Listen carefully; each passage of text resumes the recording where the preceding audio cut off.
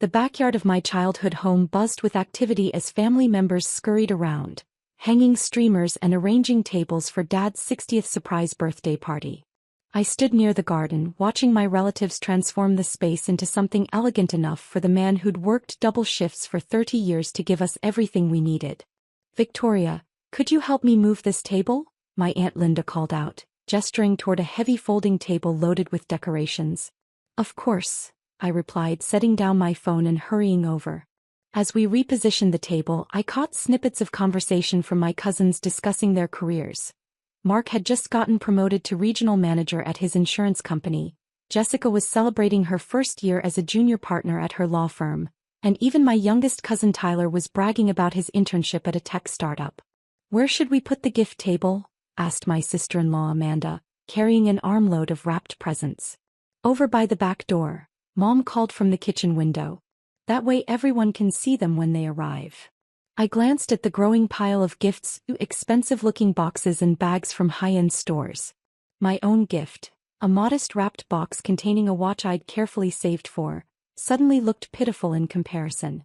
"Victoria, honey, could you run to the store and grab some ice?" Mom appeared at the back door, wiping her hands on her apron. "We're running low and guests will start arriving in an hour." "Sure, Mom."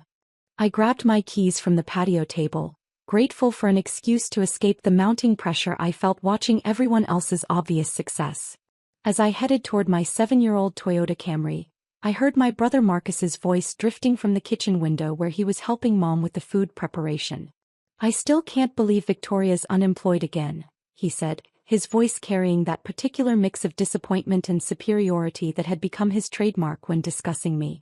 "What is this, the 4th job she's lost this year?" "It's not that she's lost jobs," Mom replied, her voice laden with maternal concern. "She keeps quitting them. Says they're not the right fit, or not challenging enough. At 29, she needs to learn that work isn't supposed to be fun. It's supposed to pay the bills." I paused by my car, keys in hand, listening to my family discuss my apparent failure to launch. "Remember when she quit that perfectly good administrative position at Johnson & Associates?"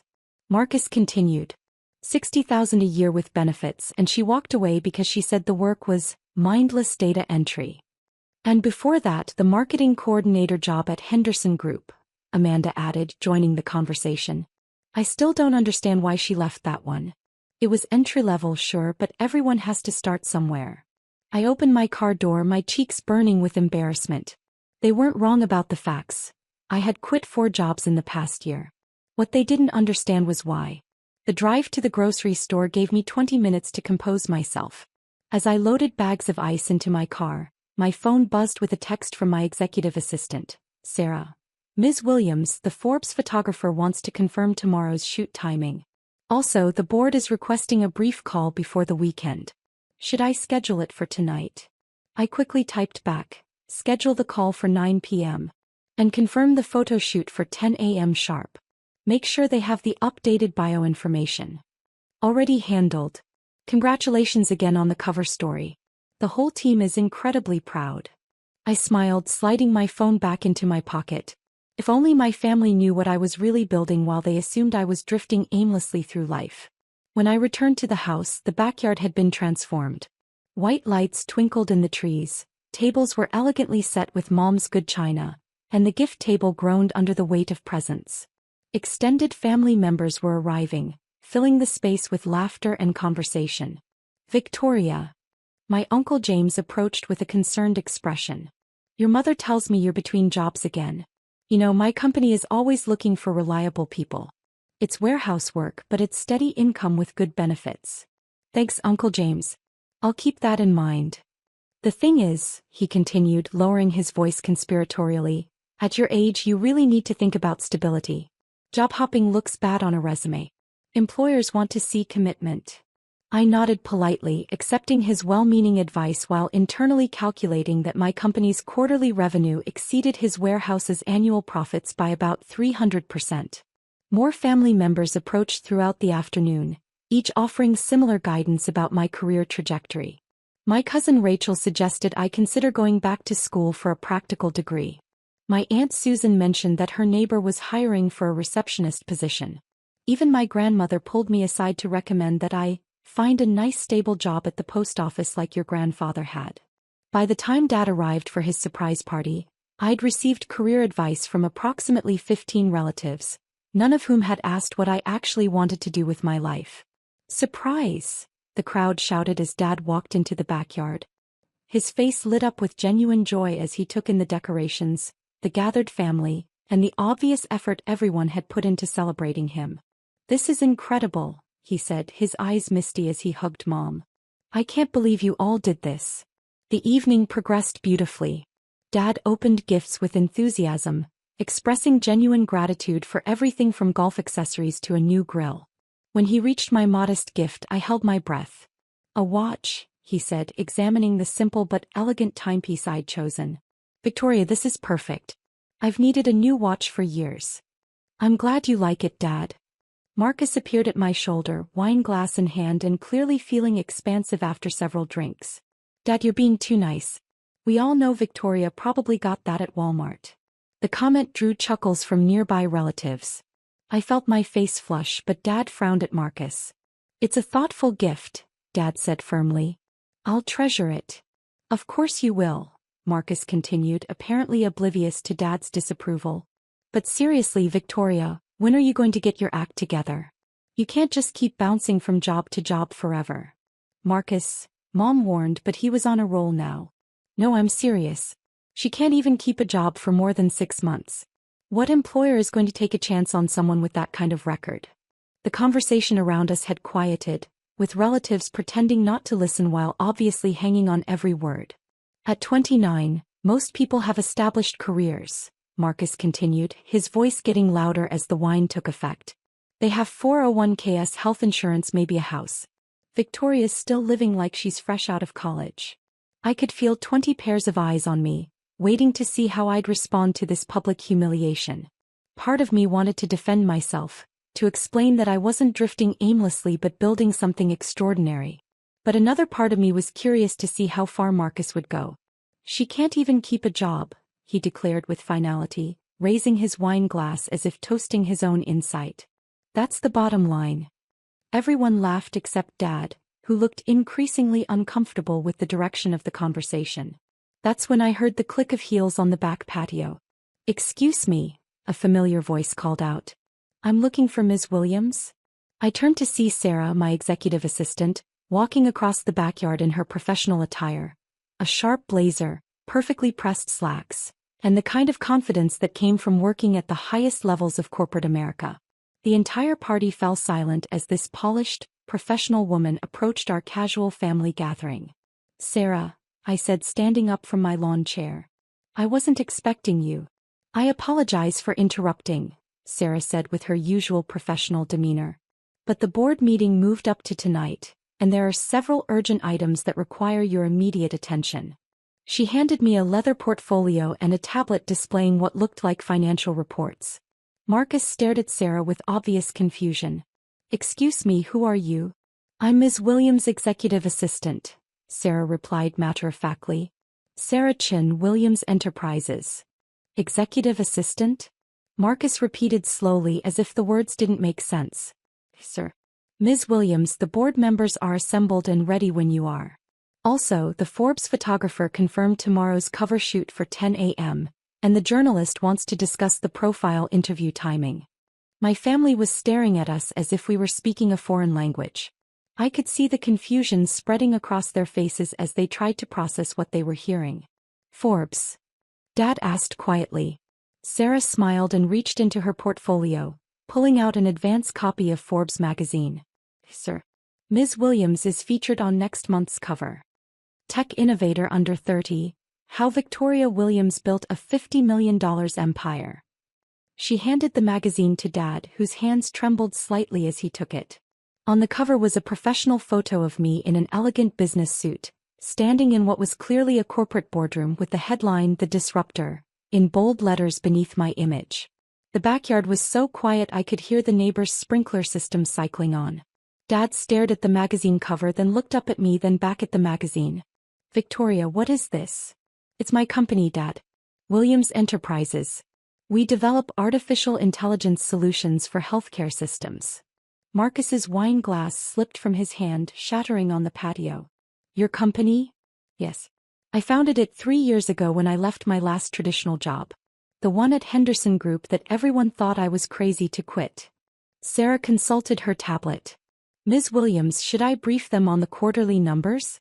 Revenue exceeded projections by 23%, and the new hospital systems contracts have increased our client base to 847 healthcare facilities across North America. Sarah, that's probably enough detail for now, I said gently. But she was already reaching back into her portfolio. I also brought the expansion plans you requested review for. The European market entry strategy shows projected revenue of $200 million over the next 3 years. Uncle James, who'd offered me warehouse work just hours earlier, was staring at the Forbes magazine as Dad passed it around the table. Victoria, is this real? It's real, I confirmed. Williams Enterprises employs 127 people across 4 offices. We're revolutionizing how hospitals manage patient data and treatment protocols using advanced AI algorithms. Marcus found his voice, though it came out as barely a whisper. But you quit all those jobs. You kept saying they weren't right for you. Because they weren't, I explained. I wasn't job hopping because I couldn't keep work. I was learning everything I could about different industries, different business models, different management styles. Every job I quit taught me something I needed to build my own company. Mom sat heavily in her chair, her hand over her heart. Victoria, why didn't you tell us? I tried, I said gently. Remember when I quit Johnson & Associates and told you I was starting my own business? You said I was being irresponsible and needed to get serious about my career.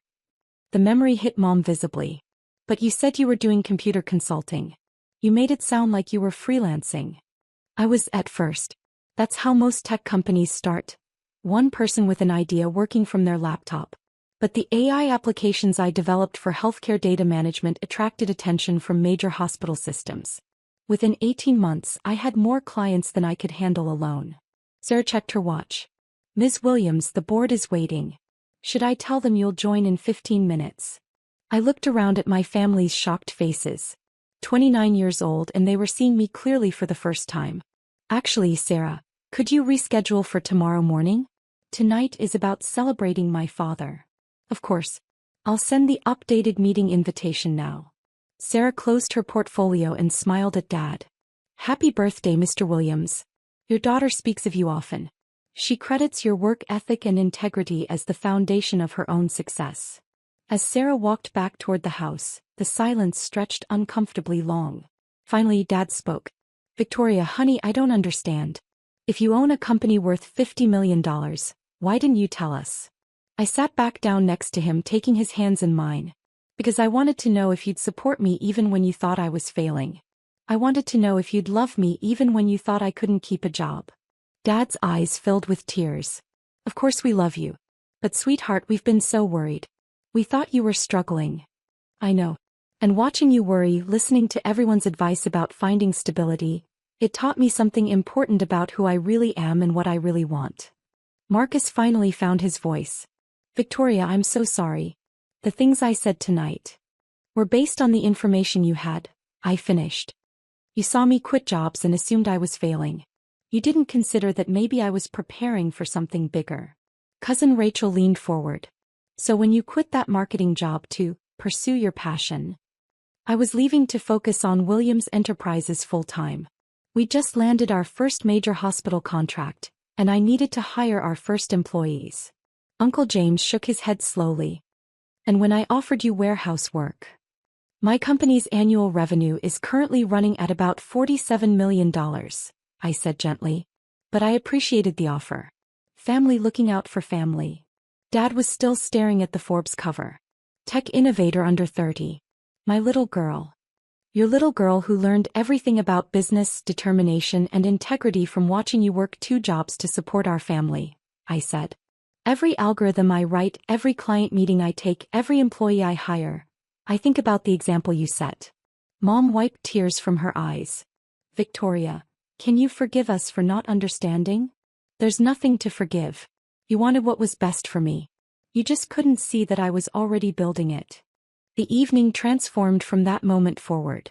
Instead of career advice, My relatives asked thoughtful questions about artificial intelligence, healthcare technology, and entrepreneurship. Instead of concern about my stability, they expressed genuine pride in what I'd accomplished.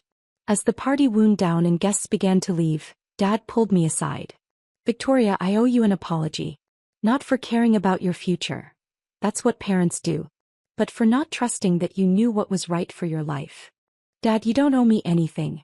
Your support meant everything even when you thought I was making mistakes." He hugged me tightly. $50 million, he whispered. "My daughter built a $50 million company." "Actually," I said, smiling against his shoulder, "the Forbes article is based on last quarter's valuation. Our current projections put us closer to 62 million. Dad pulled back to look at me, his eyes wide. 62 million? The healthcare AI market is exploding. Williams Enterprises is positioned to be one of the major players in the industry." He shook his head in amazement. "And to think this morning I was worried about you finding a job with benefits." I laughed. "Well, the benefits package at Williams Enterprises is pretty comprehensive. Full health coverage, generous vacation time, profit sharing, and the company covers continuing education for all employees." "Of course it does," Dad said, pride evident in his voice. "Because you remember what it was like when we couldn't afford those things." As I drove home that night, to the downtown loft I owned outright, not the struggling apartment my family had imagined, I reflected on the evening's revelations. For 3 years I'd let my family believe I was directionless and unstable. Tonight they'd learn the truth. But more importantly, I'd learned something too. Their love and support hadn't been conditional on my success. It had been constant even when they thought I was failing. That knowledge would stay with me as Williams Enterprises continued to grow, as I hired more employees, as I expanded into new markets. Success wasn't just about building a company or making money. It was about staying connected to the people who mattered, even when they didn't understand your journey. Tomorrow I'd sit for a Forbes cover shoot. Next week I'd present our expansion plans to the board. Next month I'd be featured as one of the top innovators in healthcare technology. But tonight had been about something more valuable than any of that. It had been about family finally seeing each other clearly.